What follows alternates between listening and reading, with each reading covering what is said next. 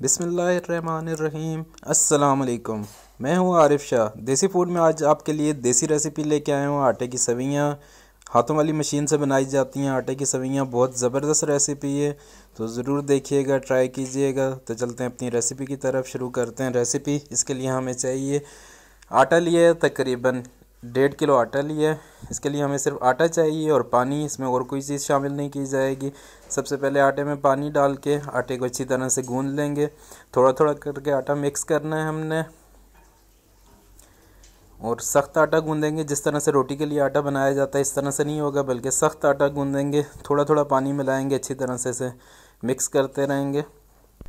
सवैयाँ बनाने के लिए माँ जी का साथ है हमारे साथ। माँ जी बहुत ज़बरदस्त सवैयाँ बनाती हैं, बहुत अरसे से बना रही हैं।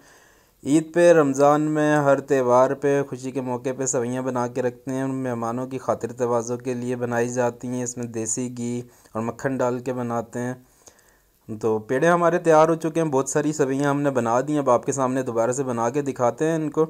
तो मशीन में ये पेड़े, आटे के पेड़े इसमें डालते रहेंगे और मशीन को चलाते रहेंगे। आपको शुरू से सारी सवैयाँ इसीलिए नहीं बताई हैं क्योंकि काफ़ी सारा टाइम लगता है हमें यहाँ पे ये बनाते हुए। तकरीबन 2 से 3 घंटे गुजर चुके हैं। और अब आखिर में जो रह गया था तकरीबन 1.5 पाव के करीब आटा, उसे आपके सामने मिक्स किया है, गूंदा और मशीन में डाला है और इसे चलाते जा रहे हैं। मशीन को चलाते रहेंगे और आटा इसमें डालते रहेंगे। आटा रुकना नहीं चाहिए, बीच में आटा अगर रोकेंगे तो सवैयाँ टूटना शुरू हो जाती हैं।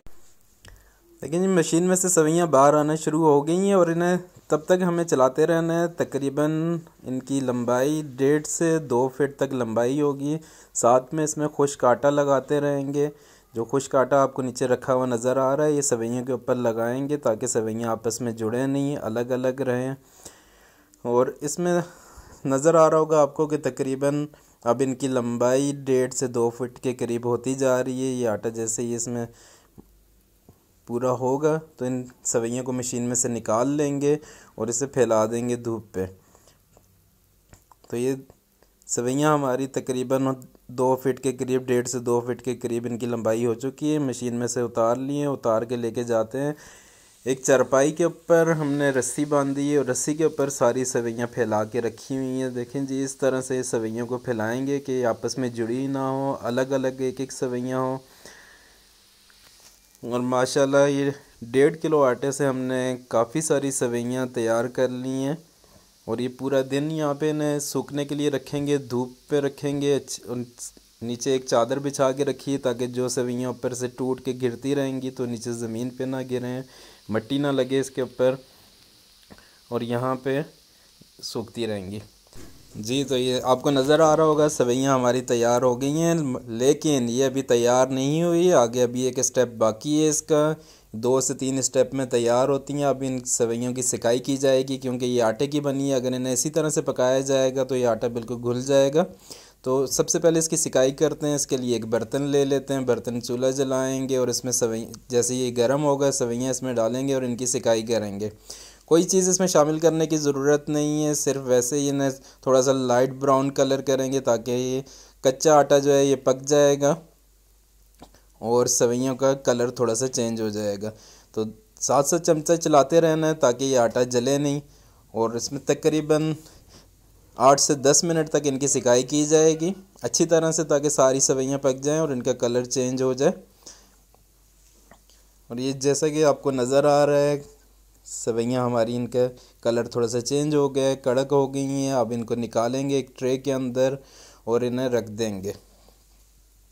इसी तरह से ये थोड़ी थोड़ी सवैयाँ करके हमने सारी एक साथ नहीं करनी है, थोड़ी थोड़ी सी करके करेंगे जितने बर्तन के हिसाब से, जितनी आसानी से इसमें हमारी सवैयाँ तैयार हो सकें। अल्हम्दुलिल्लाह माशाल्लाह सवैयाँ हमारी तैयार हो गई हैं। इन सवैयों को आप 4 से 6 महीने के लिए स्टोर कर सकते हैं, ये बिल्कुल ख़राब नहीं होंगी। जब आपका सवैयाँ बनाने का दिल चाहे, मेहमान आए या किसी को आपने अपने गांव की सौगात भिजवानी हो या गांव की याद आ रही हो, आप ख़ुद बनाना चाहते हो, खाना चाहते हो, तो इन्हें बना सकते हैं। अब आगे इनका मैं बनाने का आपको तरीका बताता हूँ। जब भी ये रखी होंगी आपके पास, बनाना चाहेंगे तो आप इस तरीके से बनाएंगे।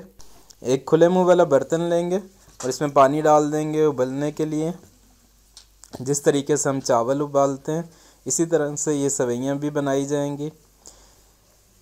پانی ابل چکا ہے اچھی طرح سے، اب اس میں سویاں شامل کر دیں گے جتنی سویاں آپ نے بنانی ہیں۔ یاد رہے کہ سویاں جتنی آپ ڈالیں گے، 1 پلیٹ ڈالیں تو یہ پکنے کے بعد 2 سے 2.5 پلیٹ ہو جائیں گی، 2 گنا ہو جائیں گی۔ ایک بار اچھی طرح سے چمچ ہلا لیں گے، بہت دیر تک اس میں بہت زیادہ چمچ نہیں ہلانا ہے، زیادہ چمچ ہلانے سے سویاں ٹوٹ جائیں گی۔ 4 سے 5 منٹ کے بعد سویاں پھول جائیں گی اور 2 گنا ہو جائیں گی، نرم ہو جائیں گی۔ جس طرح سے چاولوں میں 1 کنی رہ جاتی ہے ہم ابالتے ہیں، اسی طرح سے یہ سویاں میں بھی 1 کنی چھوڑیں گے۔ ایک بار پھر سے اس میں چمچ چلائیں گے، مکس کریں گے اور سویوں کو دیکھیں اچھی طرح سے۔ اب یہ ہماری سویاں تیار ہو چکی ہیں، اب اس میں پانی میں سے نکال دیں گے، اچھی طرح سے چھان لیں گے، ایک ٹرے میں ڈالیں گے۔ اب اس میں شامل کریں گے، اگر آپ کے پاس دیسی گھی ہے تو دیسی گھی ڈالیں گے، مکھن ہے آپ کے پاس تو مکھن ڈالیں گے۔ گرم گرم سویاں ہیں، مکھن اس میں ڈالیں گے اور چمچ سے مکس کریں گے تو یہ ساری سویاں میں اس کا ذائقہ جذب ہو جائے گا۔ اس کے بعد شامل کریں گے اپنے ذائقے کے حساب سے شکر، اس میں دیسی شکر ڈالی جاتی ہے، گڑ سے بنی ہوئی شکر۔ میں یہاں پہ اس میں 4 چمچ شکر ڈالوں گا، آپ کو جتنا میٹھا آپ کو اچھا لگتا ہو اپنے ذائقے کے حساب سے اتنی شکر اس میں شامل کر سکتے ہیں۔ بہت مزے کی، بہت زبردست سویاں ہوتی ہیں، تو ضرور بنائیے گا، ضرور ٹرائی کیجئے گا۔ ویڈیو پسند آئے تو لائک کریں، دوستوں کے ساتھ شیئر کریں، میرا چینل سبسکرائب کریں۔ اپنا بہت سا خیال رکھیے گا، دعاؤں میں یاد رکھیے گا۔ اللہ حافظ۔